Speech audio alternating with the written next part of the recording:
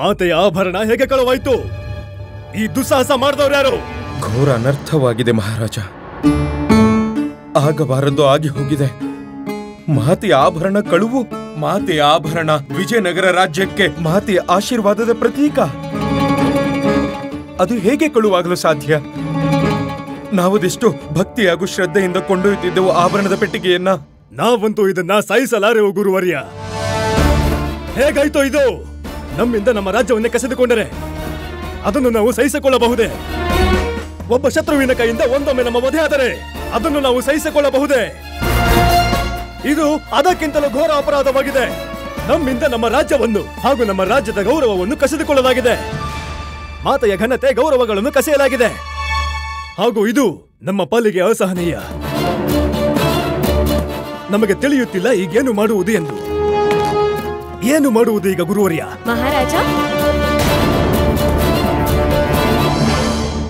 ನಮಗೆ ತಿಳಿಯುತ್ತಿಲ್ಲ ಮಹಾರಾಜ. ನಮ್ಮಿಂದ ಎಂದು ಹೇಗೆ ಯಾವ ಲೋಪವಾಗಿದೆ? ನಾವ್ಯಾವ ಘೋರ ಪಾಪ ಮಾಡಿದ್ದೇವೆ ನಮಗೆ ಈ ದಂಡನೆ ಸಿಗಲು? ಮಾತೆ ನಮ್ಮ ಮೇಲೆ ಏಕೆ ಕೋಪಗೊಂಡಿದ್ದಾಳೆ? ಇದೆಂತ ಮಾತು ಗುರುವರ್ಯ? ಮಾತೆ ನಮ್ಗೆ ಯಾವ ದಂಡನೆ ನೀಡಿಲ್ಲ. ಮಾತೆ ಆಗಿರ್ತಾಳೆ. ಅವಳೆಂದು ತನ್ನ ಮಕ್ಕಳ ಮೇಲೆ ಕೋಪಗೊಳ್ಳೋದಿಲ್ಲ. ಕ್ಷಮಿಸ್ಬೇಕು. ನಮ್ಮ ತಪ್ಪಿಂದಲೇ ಆಭರಣ ಕಳುವಾಗಿದೆ. ಹೇಗೆ ಸಂಭವವಾಗಲು ಸಾಧ್ಯ ಪಂಡಿತ ರಾಮಕೃಷ್ಣ? ಆಭರಣದ ಪೆಟ್ಟಿಗೆ ನಮ್ಮ ಶಿರದ ಮೇಲಿತ್ತು. ಅದನ್ನು ತೆರೆದು ಅದರಿಂದ ಯಾರು ಆಭರಣ ದೋಚಲು ಸಾಧ್ಯ? ಅದು ನಿರಂತರ ನಮ್ಮ ಶಿರದ ಮೇಲೆ ಇತ್ತು. ನಾವು ಒಂದು ಕ್ಷಣವೂ ಅದನ್ನು ನಮ್ಮ ಶಿರದ ಮೇಲಿಂದ ಇಳಿಸಲಿಲ್ಲ. ಮಹಾರಾಜ, ನಾವು ಸಂಪೂರ್ಣವಾಗಿ ಜಾಗೃತೆಯಿಂದಿದ್ದೆವು. ಮಹಾರಾಜ, ಆಭರಣವನ್ನು ಪೆಟ್ಟಿಗೆಯಿಂದ ಹೊರ ತೆಗೆದೇ ಇಲ್ಲ. ಸಂಪೂರ್ಣವಾಗಿ ಪೆಟ್ಟಿಗೆಯನ್ನೇ ಕಳುವು ಮಾಡಲಾಗಿದೆ. ನಿಜವಾದ ಪೆಟ್ಟಿಗೆಯನ್ನ ಕಳ್ತನ ಮಾಡಿ ಆ ಜಾಗದಲ್ಲಿ ಒಂದು... ಪಂಡಿತ ರಾಮಕೃಷ್ಣ, ಆದರೆ ಇದೆಲ್ಲ ಹೇಗೆ ಸಂಭವ? ಚತುರತೆಯ ಕಾರ್ಯವಿದು ಮಂತ್ರವರ್ಯ. ದೃಷ್ಟಿ ಭ್ರಮಣೆ ಮಾಡಲಾಗಿದೆ ಒಬ್ಬ ಜಾದೂಗರನ ರೀತಿ. ಗುರುವರ್ಯ, ನೀವು ನನಗೆ ತಿಳಿಸುವಿರಾ? ಆ ಮಾರ್ಗದಲ್ಲಿ ಏನಾದ್ರೂ ಆಕಸ್ಮಿಕ ಘಟನೆ ನಡೀತಾ? ಏನಾದ್ರೂ ಅಸಾಮಾನ್ಯ ಒಂದು ಅಡಚಣೆ? ಇಲ್ಲ ಇಲ್ಲ ಇಲ್ಲ, ಆ ರೀತಿ ಯಾವ ಘಟನೆಯೂ ಅಲ್ಲಿ ನಡೆಯಲಿಲ್ಲ.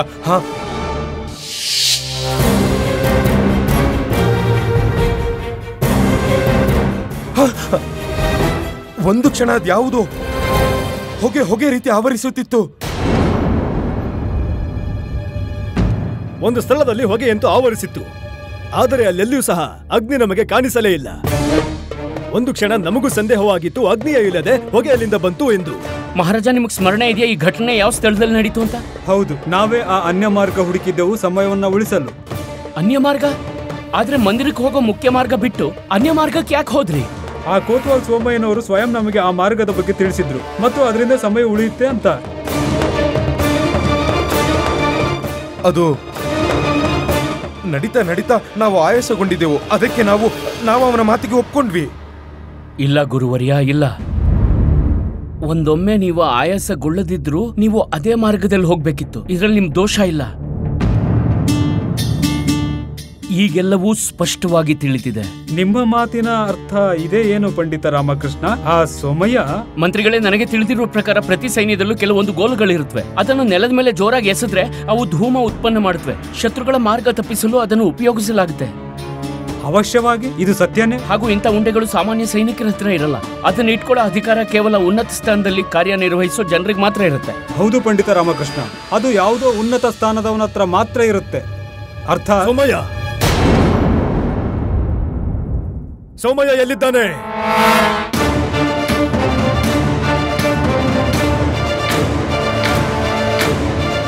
ಮಹಾರಾಜ, ನಮ್ಮ ರಾಜ್ಯದಿಂದ ಹೊರಹೋಗುವ ಎಲ್ಲಾ ಮಾರ್ಗ ಮತ್ತು ಗಡಿಗಳನ್ನು ಈಗಲೇ ಮುಚ್ಚಿಸುತ್ತೇವೆ. ಯಾವುದೇ ಪರಿಸ್ಥಿತಿಯಲ್ಲೂ ನಮ್ಮ ರಾಜ್ಯ ದಾಟೋಕ್ಕಾಗಲ್ಲ ಮಹಾರಾಜ.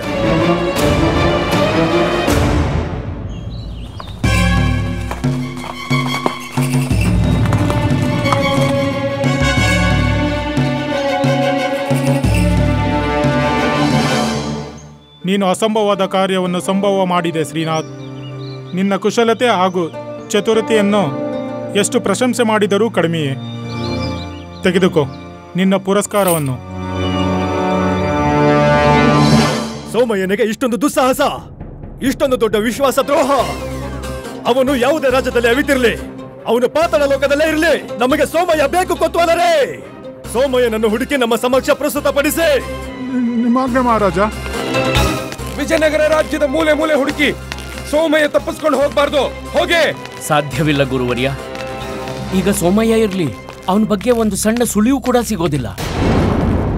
ಮಹಾರಾಜ, ನನ್ನ ಪ್ರಕಾರ ಸೋಮಯ್ಯ ಒಬ್ನೇ ಈ ಕಾರ್ಯ ಮಾಡಿರೋದಕ್ಕೆ ಸಾಧ್ಯನೇ ಇಲ್ಲ, ಸಂಭವವೂ ಇಲ್ಲ. ಖಂಡಿತ ಅವನ ಜೊತೆ ಯಾರೋ ಇದ್ದಾರೆ. ಅವರು ವಿಜಯನಗರದ ನಿವಾಸಿ ಖಂಡಿತ ಅಲ್ಲ. ಹಾಗೂ ನನ್ನ ಪ್ರಕಾರ ಈಗಾಗಲೇ ಸೋಮಯ್ಯ ವಿಜಯನಗರ ಗಡಿ ದಾಟಿ ಅವಶ್ಯವಾಗಿ ತನ್ನ ಜೊತೆಗಾರರನ್ನ ಭೇಟಿ ಮಾಡಕ್ ಹೋಗಿದ್ದಾನೆ. ವಿಳಂಬವಾಗಿದೆ ಮಹಾರಾಜ, ತುಂಬಾ ವಿಳಂಬವಾಗಿದೆ.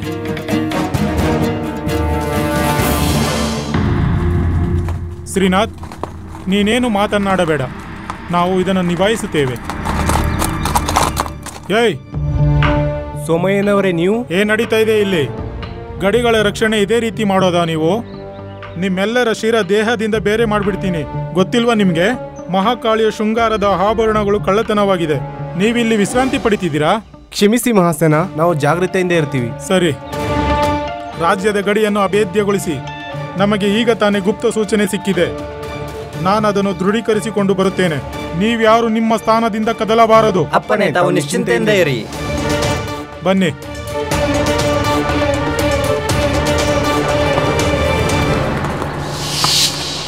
ಶ್ರೀನಾಥ್, ಇಲ್ಲಿಂದ ನಮ್ಮ ಮಾರ್ಗ ಪ್ರತ್ಯೇಕವಾಗುತ್ತದೆ. ನೀ ನಿನ್ನ ಮಾರ್ಗದಲ್ಲಿ ಮುಂದುವರಿ. ನಾನು ನನ್ನ ಗಮ್ಯದ ಕಡೆ ಸಾಗುತ್ತೇನೆ. ನಿಮ್ಮ ಮಾತಿನ ತಾತ್ಪರ್ಯ ಏನೆಂದರೆ ಪಂಡಿತ ರಾಮಕೃಷ್ಣ, ಮಾತೆ ಆಭರಣ ರಾಜ್ಯದ ಗಡಿ ದಾಟಿ ಹೋಗಿದೆಯೇ, ಅದು ಕಳ್ಳತನವಾಗಿ. ಲಜ್ಜೆಯಾಗಬೇಕು. ಧಿಕ್ಕಾರ ನಮಗೆ. ದುರ್ಭಾಗ್ಯವೇ ಆದ್ರೆ ಇದೇ ಸತ್ಯ ಗುರುವರ್ಯ. ಪಂಡಿತ ರಾಮಕೃಷ್ಣ, ನೀವು ಸ್ಪಷ್ಟಪಡಿಸಿ. ನೀವು ಹೇಗೆ ನಿಖರವಾಗಿ ಹೇಳಬಲ್ಲಿರಿ ಅದು ಈ ಕಾರ್ಯ ರಾಜ್ಯದ ಹೊರಗಿನ ವ್ಯಕ್ತಿಯ ಮಾಡಿದ್ದಾನೆ ಎಂದು? ಮಹಾರಾಜ, ಎರಡು ವಿಷಯವಿದೆ, ಅದನ್ನ ಪೂರ್ಣ ವಿಶ್ವಾಸದಿಂದ ಹೇಳಬಲ್ಲೆ. ಮೊದಲನೇದೇನೆಂದ್ರೆ, ನಿಮ್ಮ ಭಯದಿಂದ ಯಾರಲ್ಲೂ ಇಂತಹ ಕಾರ್ಯ ಮಾಡುವಂತಹ ಧೈರ್ಯ ಇರಲಿಲ್ಲ. ಹಾಗೂ ಎರಡನೇದು, ಈ ರಾಜ್ಯದ ಪ್ರತಿ ವ್ಯಕ್ತಿ ಅವನು ಸಾಧುವೋ ದುಷ್ಕರ್ಮಿಯೋ, ಸಜ್ಜನನೋ ದುರ್ಜನನೋ, ಅವನಿಗೆ ಮಾತೆಯ ಮೇಲೆ ಅಪಾರ ಭಕ್ತಿ ಇದೆ. ಅವನು ಸ್ವಪ್ನದಲ್ಲೂ ಇಂತಹ ದುಷ್ಕರ್ಮ ಮಾಡುವ ವಿಚಾರವನ್ನು ಮಾಡಲಾರ.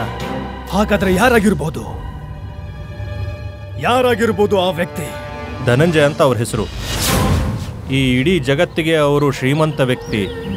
ದೊಡ್ಡ ದೊಡ್ಡ ರಾಜರು ಮತ್ತು ಸುಲ್ತಾನರು ಅವ್ರ ಮುಂದೆ ತಲೆಬಾಗಿಸುತ್ತಾರೆ. ಆದರೆ ಕೃಷ್ಣದೇವರಾಯ ಒಬ್ಬರನ್ನು ಬಿಟ್ಟು ಎಲ್ರಿಗಿಂತ ವಿಭಿನ್ನ. ಸ್ವರ್ಣದ ಮೌಲ್ಯವನ್ನು ಅವರೇ ನಿರ್ಧರಿಸುತ್ತಾರೆ. ದಕ್ಷಿಣ ಭಾರತದ ಸಂಪೂರ್ಣ ವ್ಯಾಪಾರ ಅವರ ಹಿಡಿತದಲ್ಲಿದೆ. ಅವರೇ ಪೂರ್ಣ ಅರ್ಥವ್ಯವಸ್ಥೆಯ ನಿಯಂತ್ರಕರು. ಯಾವಾಗ ಈ ಆಭರಣಗಳನ್ನ ತೆಗೆದುಕೊಂಡು ಕೊಡುತ್ತೇನೋ ಅತಿ ಪ್ರಸನ್ನರಾಗುತ್ತಾರೆ. ತುಂಬ ಸಮಯದಿಂದ ಈ ಆಭರಣಗಳನ್ನ ಪಡೆಯಬೇಕೆಂಬ ಅಭಿಲಾಷೆ ಅವರಿಗಿತ್ತು. ಪ್ರಣಾಮ. ನನಗೆ ಪೂರ್ಣ ವಿಶ್ವಾಸವಿದೆ ಮಹಾರಾಜ. ಈ ವೇಳೆಗಾಗಲೇ ಮಾತೆಯ ಆಭರಣ ಆ ವ್ಯಕ್ತಿಗೆ ತಲುಪಿಬಿಟ್ಟಿರುತ್ತೆ, ಈ ತಂತ್ರವನ್ನು ಹೆಣದ ವ್ಯಕ್ತಿಗೆ. ಮತ್ತೊಂದು ವಿಷಯ, ಅವನು ಯಾರೇ ಆದರೂ ಆ ವ್ಯಕ್ತಿಗೆ ನಿಮ್ಮ ಭಯ ಕೊಂಚವೂ ಇಲ್ಲ.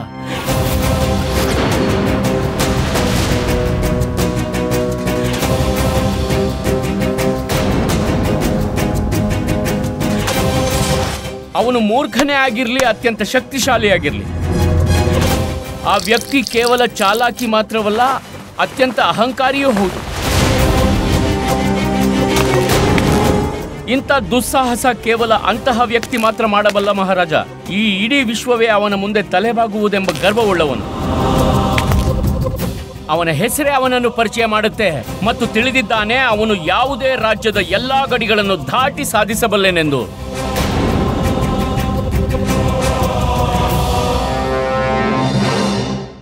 ಮಾತೆಯ ಆಭರಣಗಳನ್ನು ಪ್ರಾಪ್ತಿಗೊಳಿಸುವ ಮನುಷ್ಯ ಬಹುಶಃ ಅವನು ವರ್ಷಗಳಿಂದ ಹೊಂದಿದ್ದಾನೆ. ಅವನ ಈ ಅಭಿಲಾಷೆಗೆ ಒಂದಲ್ಲ ಒಂದು ದೊಡ್ಡ ಹಾಗೂ ಮಹತ್ವಪೂರ್ಣವಾದ ಕಾರಣ ಇದ್ದೇ ಇರುತ್ತೆ. ಯಾರಾಗಿರ್ಬೋದು ಆ ವ್ಯಕ್ತಿ?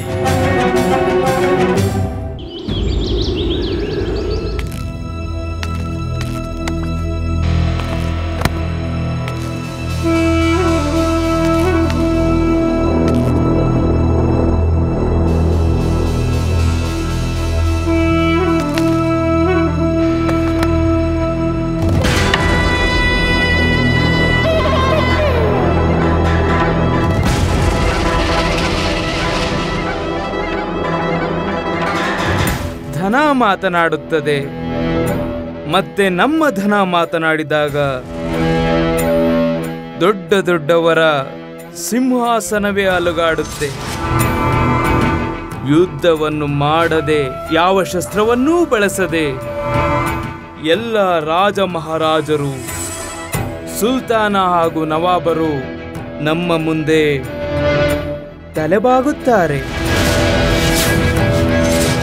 ಆದರೆ ಕೇವಲ ಒಂದೇ ಒಂದು ರಾಜ್ಯದ ರಾಜ ನಮಗೆ ತಲೆಬಾಗುವುದಿಲ್ಲ. ಆದರೆ ಆ ದಿನ ಶೀಘ್ರ ಬರುತ್ತದೆ. ಆ ವಿಜಯನಗರದ ಮಹಾರಾಜ ಕೃಷ್ಣದೇವರಾಯ ತನ್ನ ಮಂಡಿಯೂರಿ ನಡೆಯುತ್ತಾ ನಮ್ಮ ದರ್ಬಾರಿಗೆ ಬರುತ್ತಾರೆ. ಮತ್ತೆ ನಮ್ಮನ್ನು ಕ್ಷಮೆ ಕೇಳುತ್ತಾರೆ. ಧನಂಜಯ ಮೊದಲಿಯ ಜಯವಾಗಲಿ. ಧನಂಜಯ ಮೊದಲಿಯಾಗಲಿ.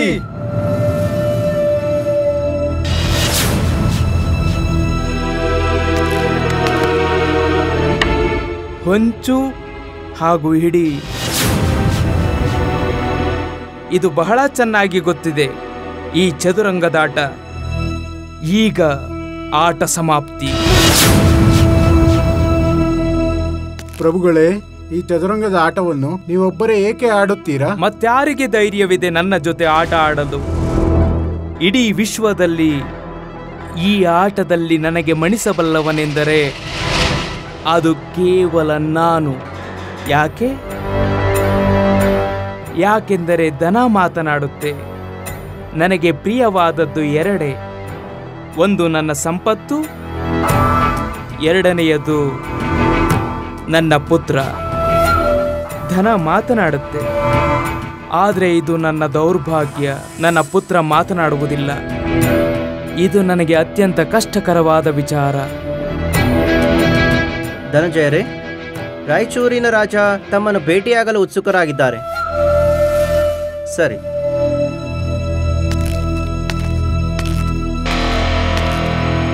ನಮಸ್ಕಾರ ಧನಂಜಯ ಅವರೇ. ಬಿಜಾಪುರದ ಸುಲ್ತಾನನು ನಮಗೆ ತುಂಬ ಕಷ್ಟ ಕೊಡುತ್ತಿದ್ದಾನೆ. ನಾವು ಅವನ ಮೇಲೆ ಆಕ್ರಮಣ ಮಾಡುತ್ತೇವೆ. ಮತ್ತೆ ಈ ಕಾರ್ಯದಲ್ಲಿ ನಿಮ್ಮ ಸಹಾಯ ಬೇಕಾಗಿದೆ.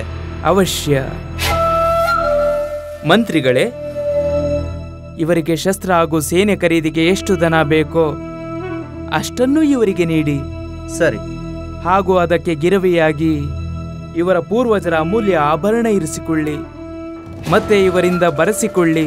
ಇವರು ವಿಜಯಿಯಾದರೆ ಆ ರಾಜ್ಯದ ಒಂದು ಭಾಗ ಇವರು ನಮಗೆ ನೀಡುವರು. ಅವಶ್ಯವಾಗಿ ನಾವು ವಚನ ನೀಡುತ್ತೇವೆ. ನೀವೀಗ ಪ್ರಸ್ಥಾನ ಮಾಡಿ. ಧನಂಜಯರೇ, ಇವರು ಯುದ್ಧ ಮಾಡಲು ಬಯಸಿರುವ ಬಿಜಾಪುರದ ಸುಲ್ತಾನ ಅವರೂ ಭೇಟಿಗಾಗಿ ಬಂದಿದ್ದಾರೆ. ಅಸ್ಸಲಾಮು ಅಲೈಕಂ ಧನಂಜಯ ಅವರೇ. ನಮಗೆ ನಿಮ್ಮ ಸಹಾಯದ ಅತ್ಯಂತ ಅವಶ್ಯಕತೆ ಇದೆ. ಸುಲ್ತಾನರೇ, ನಾವಿರುವುದೇ ನಿಮ್ಮ ಸಹಾಯಕ್ಕಾಗಿ. ನಿಮಗೆಷ್ಟೇ ಧನದ ಅವಶ್ಯಕತೆ ಇದ್ದರೂ ನೀಡುತ್ತೇವೆ. ಆದರೂ ನೀವು ಬುದ್ಧಿವಂತರು, ಗೊತ್ತಿದೆಯಲ್ಲವೇ? ಎಲ್ಲವೂ ಭಗವಂತನ ಕೃಪೆ. ಖಂಡಿತವಾಗಿಯೂ. ಪ್ರಸ್ತುತಪಡಿಸಿ.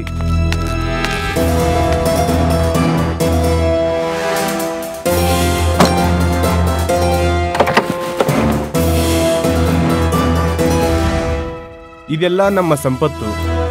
ಈ ವಜ್ರ, ಈ ವೈದೂರ್ಯಗಳು, ಈ ಬಂಗಾರದಿಂದ ತುಂಬಿದ ಪೆಟ್ಟಿಗೆ ಕೂಡ. ಇದೆಲ್ಲ ನಿಮ್ಮ ಹತ್ತಿರ ಗಿರುವಿ ಇಡುತ್ತೇವೆ, ಒಪ್ಪಿಕೊಳ್ಳಿ. ಮಂತ್ರಿಗಳೇ, ಮಾನ್ಯ ಸುಲ್ತಾನರೇ, ನಿಮಗಂತೂ ತಿಳಿದೇ ಇದೆ, ನಮ್ಮ ಒಡೆಯ ಧನಂಜಯ ಮೊದಲಿಯಾರ್ ಇವರ ಬಳಿ ಧನಕ್ಕೆ ಯಾವ ಕೊರತೆಯೂ ಇಲ್ಲ. ನಾವು ಬಹಳ ಚೆನ್ನಾಗಿ ತಿಳಿದಿದ್ದೇವೆ ಮಂತ್ರಿಗಳೇ. ಅಲ್ಹಮ್ದುಲಿಲ್ಲಾಹ್ ಧನಂಜಯ ಅವರೇ, ಈ ಯುದ್ಧದಲ್ಲಿ ಅವನು ಸೋಲುವುದು ಶತಸಿದ್ಧ. ನಾವು ನಿಮಗೆ ಮಾತು ನುಡುತ್ತಿದ್ದೇವೆ. ಅವನನ್ನು ನಾಶ ಮಾಡಿ ಅವನ ರಾಜ್ಯವನ್ನು ವಶಪಡಿಸಿಕೊಂಡು ನಾವು ವಶಪಡಿಸಿಕೊಂಡಿರುವ ರಾಜ್ಯದ ಅರ್ಧ ಭಾಗವನ್ನು ನಿಮಗೆ ಕೃತಜ್ಞತೆ ರೂಪದಲ್ಲಿ ನೀಡುತ್ತೇವೆ. ಅದನ್ನು ಬರೆದಿಟ್ಟುಕೊಳ್ಳಿ. ನಿಮಗೆಷ್ಟು ಧನ ಬೇಕು ಅಷ್ಟು ಸಿಗುತ್ತದೆ.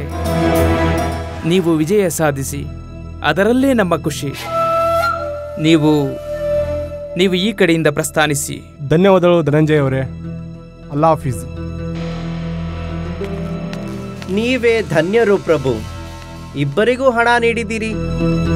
ಯಾರೇ ಗೆಲ್ಲಲಿ, ಯಾರೇ ಸೋಲ್ಲಿ, ನಿಮಗೆ ಲಾಭ ನಿಶ್ಚಿತ. ನಿಮ್ಮನ್ನು ಕಾಣಲು ರಾಜ್ಯದ ಪ್ರಸಿದ್ಧ ಆಭರಣದ ವ್ಯಾಪಾರಿ ಹರಿಪ್ರಸಾದ್ ಆಗಮಿಸಲು ಇಚ್ಛಿಸುತ್ತಿದ್ದಾರೆ. ಆಗಮಿಸಿ.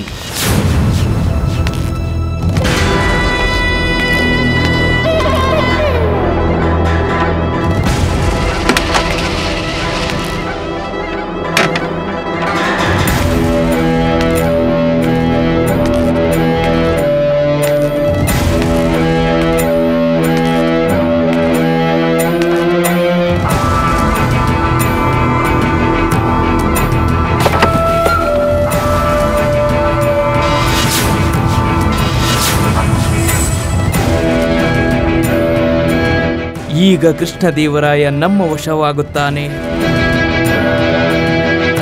ಅವನಿದಕ್ಕೆ ಬೆಲೆ ತೆರಲೇಬೇಕು. ಅರ್ಥಾತ್ ನೀವು ಇದರ ಬದಲಾಗಿ ಕೃಷ್ಣದೇವರಾಯರವರ ಕಡೆಯಿಂದ ಧನ ಬೇಡುವರೆ? ಮೂರ್ಖ! ಧನವಂತು ನಮ್ಮ ಹತ್ತಿರ ಎಷ್ಟಿದೆ ಎಂದರೆ ನೀವು ಜೀವನ ಪೂರ್ತಿ ಎಣಿಸಿದರೂ ಎಣಿಸಲಾಗುವುದಿಲ್ಲ. ನಮಗೆ ಬೇಕಿರುವುದು ಗೌರವ. ನಮಗೆ ನೀಡದಿರುವ ಗೌರವ ಈಗವನು ನೀಡಲೇಬೇಕು. ಯಾಕಂದ್ರೆ ಧನ ಮಾತನಾಡುತ್ತೆ. ಹಾಗೂ ನಮ್ಮ ಧನ ಮಾತನಾಡಿದಾಗ ದೊಡ್ಡ ದೊಡ್ಡವರ ಸಿಂಹಾಸನ ಅಲುಗಾಡುತ್ತೆ. ಹಾಗಾದ್ರೆ ನಮಗೆ ಮಾತೆಯ ಆಭರಣದ ದರ್ಶನ ಪುನಃ ಪ್ರಾಪ್ತವಾಗದೆ ನಾವೀಗ ನಮ್ಮ ಸಮಸ್ತ ಜೀವನವನ್ನು ಇದೇ ಲಜ್ಜೆ ಹಾಗೂ ಕೀಳಿರಿಮೆಯಿಂದ ಸಾಗಿಸಬೇಕೆ? ಮಾತೆಯ ಆಭರಣಗಳು ನಮ್ಮ ಕಣ್ಣ ಮುಂದೆಯೇ ಕಳ್ಳತನವಾದಾಗ ನಾವೇನು ಮಾಡಲಾಗಲಿಲ್ಲ.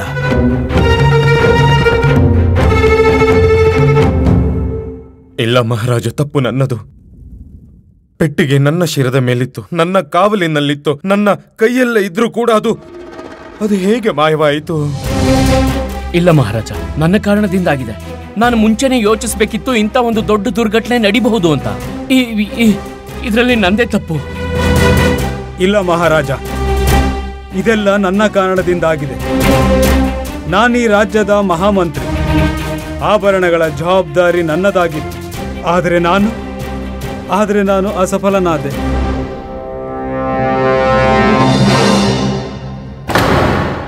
ಇಲ್ಲ,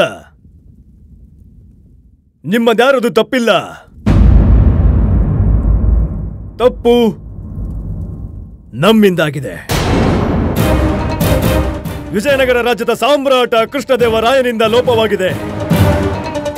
ನಾವು ಉಪಸ್ಥಿತರಿದ್ದೆವು, ಆದ್ರೇನು ಮಾಡಲಾಗಲಿಲ್ಲ. ನಾವು ಆ ಆಭರಣಗಳ ರಕ್ಷಣೆ ಮಾಡಲಾಗಲಿಲ್ಲ. ಒಂದು ವೇಳೆ ನಾವು ಆಭರಣಗಳ ರಕ್ಷಣೆಯನ್ನೇ ಮಾಡದಿದ್ದಾಗ ಇಷ್ಟೊಂದು ದೊಡ್ಡ ರಾಜ್ಯದ ರಕ್ಷಣೆಯನ್ನ ನಾವು ಹೇಗೆ ಮಾಡುವುದು?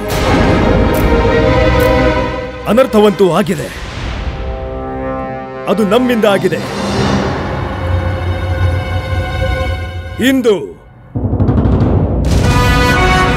ನಾನು ಕೃಷ್ಣದೇವರಾಯ ನಿಮ್ಮೆಲ್ಲರ ಮುಂದೆ ಪ್ರತಿಜ್ಞೆ ಮಾಡುತ್ತಿರುವೆ. ಪರಿಸ್ಥಿತಿಗಳು ಏನೇ ಇರಲಿ, ನಾವು ಮಾತೆಯ ಆಭರಣವನ್ನು ಮರಳಿ ತರುತ್ತೇವೆ. ಒಂದು ವೇಳೆ ನಾವು ನಮ್ಮ ಪ್ರತಿಜ್ಞೆಯನ್ನ ಪೂರ್ಣಗೊಳಿಸದೆ ಹೋದರೆ ಆಗ ನಾವು ನಮ್ಮ ರಾಜ್ಯ ತ್ಯಾಗ ಮಾಡುತ್ತೇವೆ.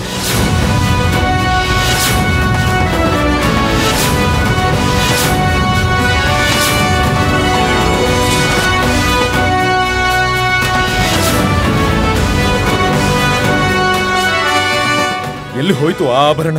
ಆಕಾಶ ಹೊತ್ತೋಯ್ತಾ ಅಥವಾ ಭೂಮಿ ನುಂಗ್ಬಿಡ್ತಾ? ಮಹಾರಾಜ, ನಾವು ಆಭರಣವನ್ನು ಹುಡುಕಲೇಬೇಕು. ಶಾಂತಿ ಗುರುವರಿಯ, ಶಾಂತಿ. ಯಾವ ವ್ಯಕ್ತಿ ಮಾತೆಯ ಆಭರಣವನ್ನು ಕದ್ದಿದ್ದಾನೋ ಅವನು ಸ್ವಯಂ ತನ್ನ ಸುಳುವು ನೀಡ್ತಾನೆ. ನೀವು ವಿಶ್ವಾಸ ಇಡಿ. ಸುಮ್ಮನಿರಿ ಪಂಡಿತ ರಾಮಕೃಷ್ಣ. ಅನ್ನಿಸುತ್ತಿದೆ ನಿಮ್ಮ ಬುದ್ಧಿ ಭ್ರಷ್ಟವಾದಂತೆ. ಇಂತಹ ಸಂಕಟದ ಪರಿಸ್ಥಿತಿಯಲ್ಲೂ ನೀವು ಉಪಹಾಸ್ಯ ಮಾಡುತ್ತಿರುವಿರಾ? ಹಾಸ್ಯ ಮಾಡ್ತಿಲ್ಲ ಗುರುವರಿಯ, ನಾನು ಕೇವಲ ಇದನ್ನು ಹೇಳ್ತಾ ಇದ್ದೇನೆ. ಯಾವ ದುಷ್ಟ ಮಾತೆಯ ಆಭರಣ ಕದ್ದಿದ್ದಾನೋ ಆ ವ್ಯಕ್ತಿ ಸಾಮಾನ್ಯ ಕಳ್ಳ ಅಥವಾ ದರೋಡೆಕೋರನಲ್ಲ. ಅವನು ಧನ ಸಂಪಾದನೆಗಾಗಿ ಈ ಕಾರ್ಯ ಮಾಡಿಲ್ಲ. ಅವನ ಉದ್ದೇಶವೇ ಬೇರೆ ಏನೋ ಇದೆ ಮತ್ತು ಅತ್ಯಂತ ಗಂಭೀರ. ಅವನ ಉದ್ದೇಶ ಅವನ ಅಹಂಕಾರದ ಸಮಾನವೇ ದೊಡ್ಡದಾಗಿದೆ. ಮಹಾರಾಜ, ಯಾರ್ಯಾರು ಈ ಕಾರ್ಯವನ್ನು ಮಾಡಿದ್ದಾರೋ ಅವರು ಅವಶ್ಯವಾಗಿ ಪ್ರದರ್ಶಿಸುತ್ತಾರೆ ಅವರ ಕ್ಷಮತೆ ಏನೆಂದು. ಮಹಾರಾಜ, ನನ್ನ ಪ್ರಕಾರ ನಾವು ಪ್ರತೀಕ್ಷೆ ಮಾಡಬೇಕು. ಅವರು ಸ್ವಯಂ ತಾವೇ ನಮ್ಮ ಮುಂದೆ ಬರುತ್ತಾರೆ. ಮಹಾರಾಜ, ಅವನು ನಮ್ಮ ಗೌರವಕ್ಕೆ ಧಕ್ಕೆ ತಂದಿದ್ದಾನೆ, ನಮ್ಮ ಘನತೆ ಕಸಿದಿದ್ದಾನೆ. ನಾವು ಸುಮ್ಮನೆ ಕೂರಬೇಕೆ? ಪ್ರತೀಕ್ಷೆ ಮಾಡುತ್ತಾ ಮತ್ತೇನು ಮಾಡಬಾರದೆ? ಗುರುವರರ ಕಥನ ಸತ್ಯವಿದೆ. ನಾವೀ ರೀತಿ ಸುಮ್ಮನೆ ಕೈಕಟ್ಟಿ ಕುಳಿತುಕೊಳ್ಳಲು ಸಾಧ್ಯವಿಲ್ಲ. ನಮ್ಮ ಗುಪ್ತಚರರನ್ನು 4 ದಿಕ್ಕುಗಳಿಗೆ ಕಳುಹಿಸಿ ನಮಗೆ ಆ ಆಭರಣ ಬೇಕು. ಅದೇನೇ ಆದರೂ ಕೂಡ ಆ ಆಭರಣವಂತೂ ಪುನಃ ಸಿಗಬೇಕು. ತಮ್ಮ ಆಜ್ಞೆ ಮಹಾರಾಜ.